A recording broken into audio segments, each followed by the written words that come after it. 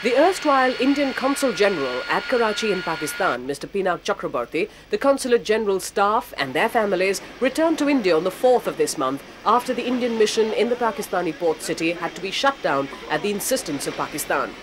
Later, Pakistani Prime Minister Ms. Benazir Bhutto's statement in an interview to a London-based periodical that a war might break out if India does not accept Islamabad's position on the Kashmir dispute once more brought into sharp focus the strained bilateral relations between the two South Asian neighbours. Diplomatic observers attribute these developments to the Pakistani Prime Minister Ms. Benazir Bhutto's domestic political compulsions. The threat of war and the closure of the Indian consulate in Karachi, I think, are both acts of despair over a domestic situation. Benazir Bhutto is in political difficulties, and her failure of Kashmir policy. She has not been able to deliver Kashmir as she had promised to Pakistan. She has not been able to internationalize it. There is serious ethnic conflict going on in Sindh, which she is unable to control.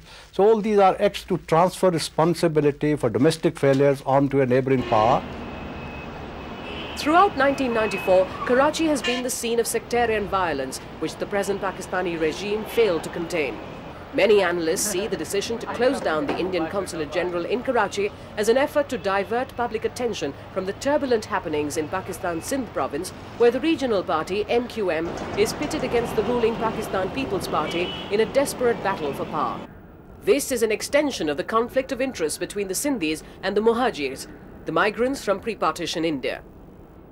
The Pakistan government was vindictive towards the Muslims of Indian origin, whether they are in Pakistan or in India.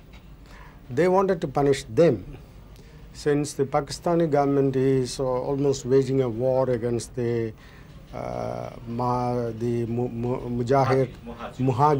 Qaumi movement, and most of the people who are to come from Pakistan to India are people who have got relatives in India, and they have to go to the Karachi consulate to get visas. Given the historical nature of the conflict between the ethnic groups in Karachi, the Indian government has categorically denied the Pakistan government's accusations, blaming India for the internal strife in the Sindh region. The effort to shift the responsibility on India will fail, because Pakistan is cutting its own nose to spite its face. The Indian government has in fact regretted the closure of the Indian Consulate General in Karachi and pointed out that this would cause great inconvenience to the Pakistani nationals visiting India, who would now have to travel to Islamabad to get their visas for India. I'm personally sad that this has been closed down, because it was a useful channel for people-to-people contacts. A lot of people in Karachi belonging to divided families on both sides of the border will suffer, because they will not be able to get their visas. And to get their visas, they will have to go all the way to Islamabad, which is very far away. A response that will manifest not only what we feel, which is we feel that it's totally unjustified, totally unilateral, and totally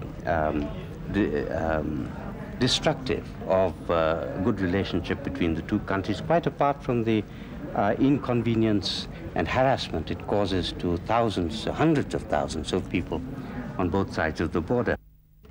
The closure of the Indian mission would impede the people-to-people contact between the two countries. This runs counter to the spirit of the SAARC, the South Asian Association for Regional Cooperation. These developments are also seen in the context of Pakistan's failure over the years to internationalize the Kashmir issue. Pakistan's inability to project Kashmir as a human rights issue in the United Nations Human Rights Commission in Geneva last year, as well as the withdrawal of Pakistani resolutions at the UN General Assembly, are cited by experts as reasons for frustration on the part of the Pakistani diplomatic establishment. The whole business of motivating the international community to take their chestnuts out of the fire, an artificial chestnut. Now, the question everyone asks abroad is this: Shimla Agreement was signed in 1972. Until 1988-89, Pakistan never raised the point Zia came here so many times, other people came here, we went there, Rajiv Gandhi went. Nobody raised Kashmir at all. Observers are of the opinion that New Delhi's repeated diplomatic triumphs over the Kashmir issue has made the Pakistan government look for alibis. The international community has today more or less accepted India's persuasive logic that the Kashmir problem can only be resolved through bilateral talks between the two nations.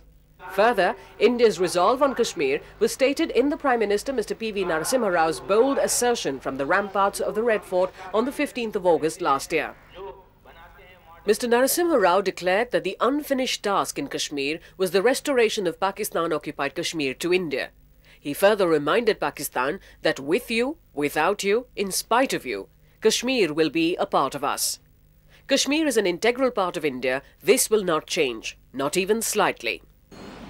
Observers, however, feel that only when Pakistan agrees to resume bilateral talks with India and realizes the futility of conducting a proxy war in Kashmir through smuggling of weapons and militants will the ties between the two countries improve.